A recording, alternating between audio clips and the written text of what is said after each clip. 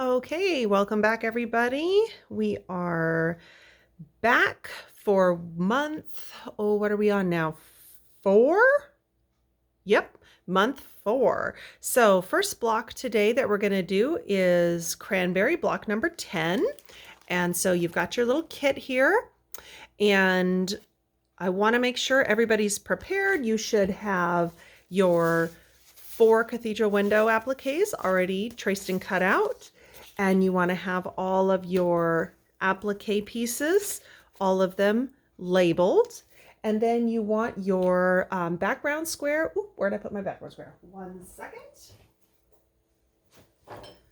So you want to also have your 10.5-inch background square ready to go.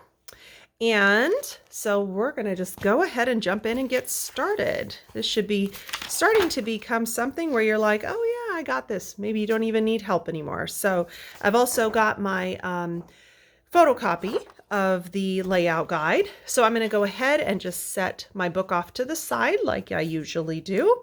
Turn on my light table, turn it down a little bit so it's not quite so bright for everybody. And get my background. Got a little fuzz stuck on there. Hold on 1 second. Okay. Get my background square lined up with my little lines on there. Get it on point. Okay, and then we're just going to jump right in. So this is page 28 and 29 of your book, and we're going to go to the arrangement instructions down here at the bottom of page 29. Step A, we're going to start with stems A through C. So let me grab the stems, which is this piece here, pop them out.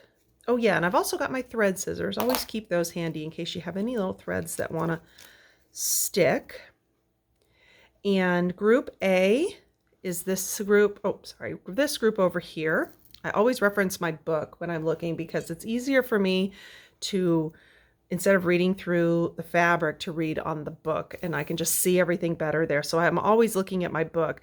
And then, as I've noted before, especially with stems, I always try to kind of place somewhere in the center. So this little V section here where it's forking, I'm going to just put that little fork in place, lay that down, and it just sort of lays right into place, just where it needs to go. And then B, pop B out. Now this one has a lot of pieces, not quite as bad as the Forget-Me-Not, but it is quite a lot of pieces, little pieces in this one, so I'll apologize early. So again, I have this little fork here, so I'm going to just put where the fork is, because this is just going to fall below your cathedral window applique here. So I'm more concerned that that little fork is in its right place than anything else. And then C is also a little like Y shape. Do my little bend in the paper and peel that off. And then C, let me see, which way does C go? Goes like this. So you can't see where the fork is in there. It's underneath this berry, but I can see how it's sticking up there, and then it goes out on either side. So I'm going to make sure that that center part is in the right place.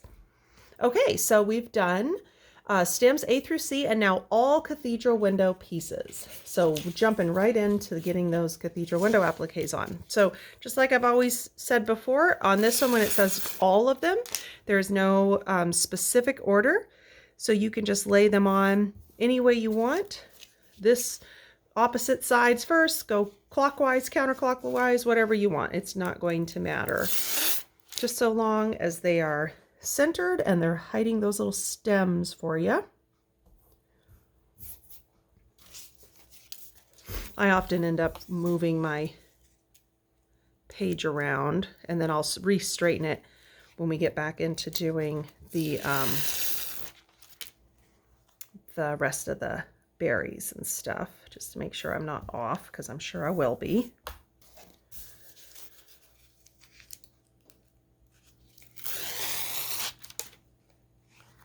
Alrighty, got those down. Okay, so flip her back around, make sure I'm back centered. Checking that my little stems are in place, which they are. Okay, so we're done with step A. Let's move on to step B. Leaves 1 through 9. So that is going to be this group over A. So I'm going to come over here to my leaves, and you'll notice that some of them say 1A. What does that mean? That means there's going to be a 1B, which is going to be this lighter color. So anytime it's just a solid number, like number 4 is just 4. If it's only 4, that means it's just the one piece. But if there's an A, that means you're going to have a B piece, which is this lighter green. That does like the little center vein in the stem. So let's start with 1A.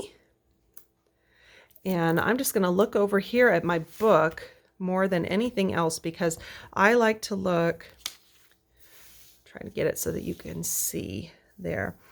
I really like to look here and say, like, here's 1. So I know 1 is going to be over here, and 1 actually goes under the cathedral window applique. So if you ever really want to look at it close and you're like, I really want to make sure I have it exactly in the right place and I can't see, you can always put your hand here, hold it down, flip it up, and I can see here's number 1 right here.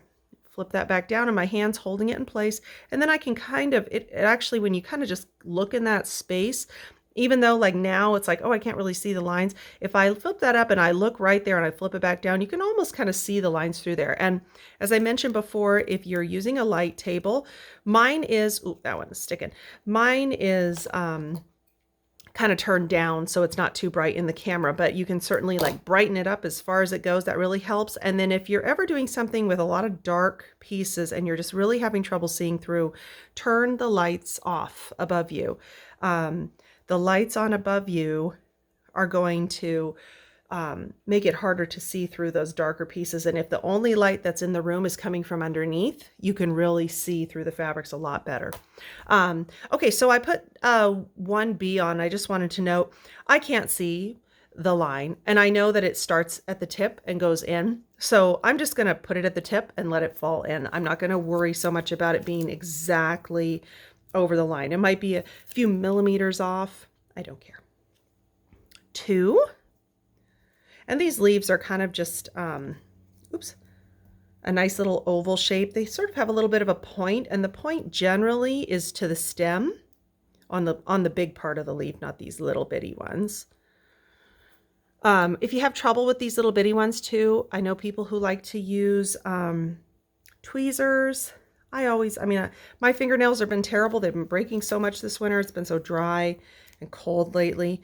But even just little short fingernails can be helpful. But I know that there are people who really enjoy the use of tweezers. So most of these little green ones come from the outside of the leaf or the tip of the leaf in. Some of them go from the inside out. So just pay attention. This one happens to be one of them. Leaf number 3. And if you bump anything, just straighten her back out. You're good to go.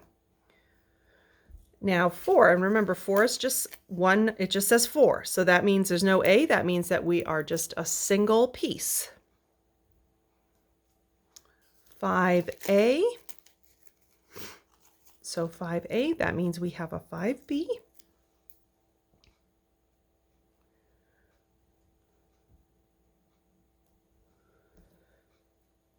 5B. So I don't know if anybody out there likes to go pick cranberries in the fall or late summer. I guess fall kind of, because I usually pick them when they're at their sweetest, which is after the first real hard frost. So around Kenai, that's generally going to be late September or early October. And that's when they get like the darkest and the most sweet, because they're not a sweet berry, of course, especially the ones we have up here. They're called lowbush cranberries. They're also known as lingonberries. They're a little different than the lingonberries you would have in Europe, but they're similar. I think the European ones are a little bit sweeter. But I pick them almost every year. I didn't this last year, but that's because I had a huge bag of them in my freezer, and I hadn't gotten through them all, and I thought, I really don't need more. I have like almost a gallon of them. So I like to just, when I'm making jam in the late summer, I like to just grab like a cup out of my frozen ones and throw them in with whatever I'm doing, and they Supposedly they have a lot of vitamin C and stuff in them, and they're really yummy and just to throw into the jam. I don't ever really notice, I guess, a huge difference in flavor, but I like that it adds that, you know, natural, local, homegrown berries. Oh, wait, stop. I got to 9. But I also make cranberry orange muffins with them every year, and my family love them. Okay, let me get back to what I'm doing here so I don't get distracted too much. Leaves 1 through 9, we did that. So now we're going to go to step C, berries A through F, and then leaves 10 through 18. So A through F first. So A is in this little group here. ABC, just ABC is in that little group here. And then DEF is over here. I have a... And just a reminder, you know, those thread scissors, keep those handy, because if you have a piece or a thread that pulls or kind of sticks, you really don't want to yank on it, because what'll happen is it could pull the thread out of your applique, and you'll have like kind of a little line where the, oh, you can't see. You'll have kind of a little line where the thread is missing, and you won't really notice it, I guess, on the quilt so much once you've, you know, put everything together. You might see it through on the light table. Once there's no light behind it, though, you don't really notice it, but it is just sort of, you know, it's just not real great for the appliques, you know, to lose some of the stability with all the weave being in there. So you just kind of want to snip them, have those scissors ready, just snip them if they get stuck. Okay, so now we're going to go DEF. And some colors, for some reason, will have more thread stick than others. I don't know why that is. Oh, this one had some little threads sticking out. And if you notice the threads sticking out, those ones I actually seem to notice more than when the threads get pulled out, because once the threads get pulled out, the fabric's behind it and stuff, it kind of hides it. If it's on a real light background, maybe you'd see it, but I've never really noticed so much when the threads are pulled out once the light is gone that I've really noticed that it's there. But sometimes if you have, like here, you probably can't see. Oh, maybe you can see it. Maybe. Do I have something? Can you see that little thread sticking out? So this is a nice bright red, or actually this is the darker red, the deep red. Anyhow, when it's on a almost white, pale blue background, you definitely will see that. And so I just like to trim them off. Okay, so we did A through F. Now we're going to go on back to the leaves, going 10 through 18. So I'm going to start with number 10. And now I'm doing this group here. So I'm kind of looking here and then to the corresponding leaf on my copy. So 10, I can't really see it because it's under here. So I'm just going to flip this up, hold it down with this hand, flip it up. I can see that it's right here. Keep my eye there, and I could see where that one piece of the line was showing through the background there. So I just stuck it on there. That's good. Not going to worry if it's off a tiny bit. I think it looks pretty nice where it is, so I'm just going to leave her there and not worry so much about perfection. A lot of people do. I definitely like things to look the way they're supposed to, and I guess there are probably some people who would say I'm definitely a perfectionist, but I have found that when it comes to these designs, you can sit there and fret over it, those little things, and then when you pull this piece out from behind it and you compare them, even in a class, if you have a bunch of people doing the same thing and you finish and everybody's standing there with theirs, some people maybe were really being very careful and everything had to go exactly where it was supposed to, and others were just sort of slapping them on there or whatever, and then you stand them all next to each other and you can't really even tell the difference. So I just kind of feel like, you know, don't fret over it. Don't worry about and say, oh, I forgot to put the little light green inside there. You would never even realize you were missing it. So if you lose a light green piece, which happens to me, I usually find them later stuck to my pants or something. But if you lose something, you definitely have a little bit of fabric here. You could just cut yourself out another one, or you could just say, that's okay. My cranberry didn't have a bright vein showing through the middle. I can promise you there won't be a single person, even other people who've done this class, who are going to go, I think leaf number 14 is missing its vein. If somebody does say that, I would just say, I think you need a hobby. That's way too much to be paying attention to. How do you know which one is leaf 14 in the first place? All right, whoop. So we're almost done with this little group here. Group B. Whoop, stuck to my finger. Okay, and then we're going to move on into group C, and we're going all the way through leaf 18. So we're going to do this little group over here. 16. And 17A. So what does that mean? That means we have a 17B.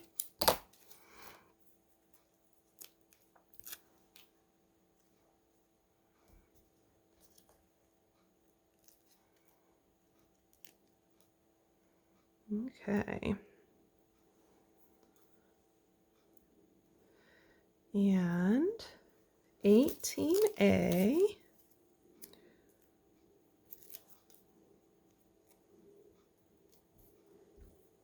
And 18B. Now on these ones too, when you're writing yours down, I know that these are all B's. None of them are an A, they're all B's. So I just wrote the numbers on them. I didn't try to write in B, but I just wanted to kind of keep track of what was what. So if you're doing your labeling too, and you know, if on other ones too, when it's something where it's like they're all part C or they're all part B, or gosh, they're so tiny, I'm just going to put the number on them. And then if I need to, I can look over on my, oh, it's over there on my applique page, and I can look and say, was this one a B or is this one a C? But most of the time, like on this case, they're all B. So I just wrote the numbers and not worried about the letters. Okay, so we've finished with the leaves. So we're on to step D, which is berries G through I, G-H-I. That's this little group here. And then we're going to start on the final group in the middle there. And then you're done. So even though this one definitely has a lot of pieces, it's going pretty fast. Maybe not quite as fast as some of the others. I'll tell you, one of the ones we're going to do this month is the poppy. Very fast, probably second fastest. I would say that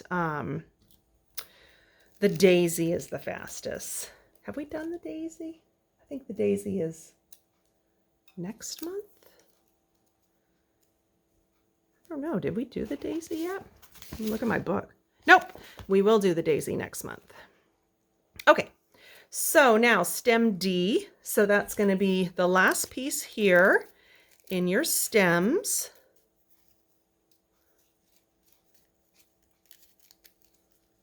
Whoop, that one's sticking.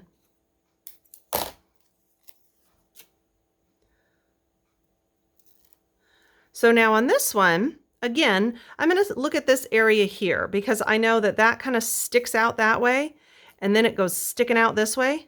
Lift it up, make sure it goes where it's supposed to. And I'm just going to kind of finagle it where it's supposed to go. And like that. And this part like so. Perfect. Okay. So now we want to do leaves 19 through 28 and then the rest of your berries in alphabetical order. So let's start with 19.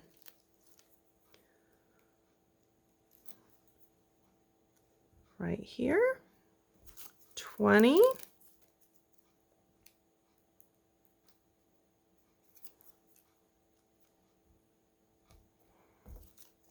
21A.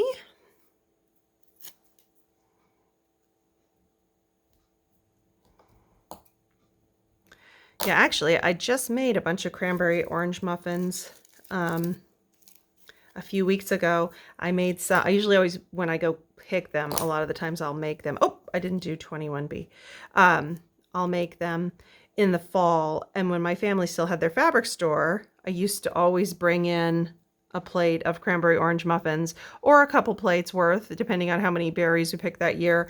And would bring them. My grandma and my aunts and my mom always really liked them. And then since the store's closed, obviously I'm not able to bring them there anymore, but my mom comes in and visits with me and helps me sometimes. And so I usually, the last year and this year, I would usually make her some. And this year, when I made them in the fall, she was on vacation and she missed them. And so a few weeks ago, she said something, I don't know what brought it up, but she said, "Oh, I never had any cranberry orange muffins this year." And she said, "You didn't make them." And I said, "Oh, I did make them." And I told her, "I think you were down visiting my grandma in Oregon at the time, because I did make them." And she was like, "Oh, darn it, I missed them." And so I decided, oh, I'll make some. So I made a dozen, and my kids really like them, and my husband. And so I made a dozen, and then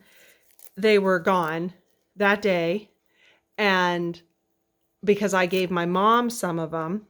And so then everybody was bummed because they didn't even last a day. And so the next day I said, okay, I'll make some more. And I made 2 dozen the next day, and they only lasted like a day and a half or 2 days or something. That everybody, I mean, it's like I have a teenage son and my daughter both love those. And so they each are like, could easily go through 3 little, they're not huge muffins. They're like just kind of standard size. They could easily go through a couple in the morning, another in the afternoon for a snack. Oh, at dinner afterwards, can I have a muffin for my dessert? So, they can go through a lot. We can get through a dozen muffins in a day with just my family of 4, let alone giving some away. And then my niece had come by one of those days and was like, "Ooh, I love those muffins." So they went really fast. So when I made the 2 dozen, they at least lasted like 2 days. Okay, so this is 28 and we're done with, well, we're not done. We're done with all the leaves. Oh, and I think that one point goes out. And here's 28B. Okay, finished with all the green. Now we just have berries and we're finished. Hopefully these are going faster for everybody too. I hope you're all getting kind of the hang of it. And, oh, wait, J. Remember my alphabet. H, we did I last, so we're starting with J, K,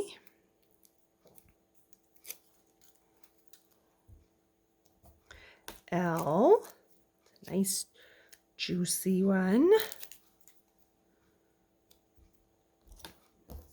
M,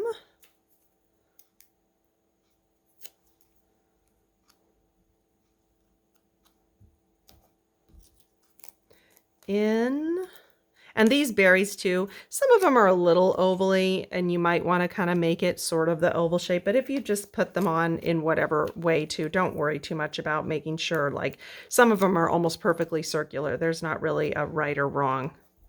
Okay, so we're done with cranberry in less than 24 minutes. Okay, so I'm going to slip that out from underneath.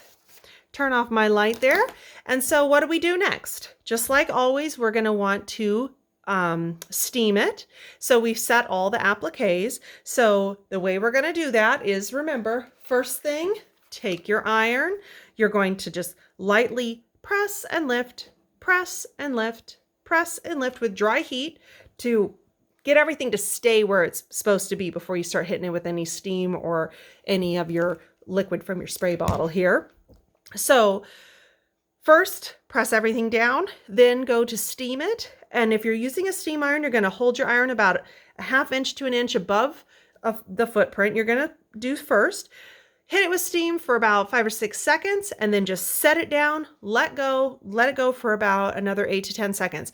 Watch your heat, that you're only at a medium heat. And if you notice any little dots in the fusible showing up, even back here, which sometimes you'll see it on the light colored fabric, that means your iron's a little too hot. So cool it down, give it a few minutes, and then finish the rest of it off. If you're using a spray bottle for your water, spritz an area really nice and well. put your iron flat on it, let it go for about 10 or 12 seconds, spritz the next area, set your iron down 10, 12 seconds, do the whole thing. And then I always recommend flipping her over and doing it again from the back. And that way you really get the steam through everything. And then that's it. So you are finished with Cranberry. Next is going to be Columbine. So I'll see you again soon.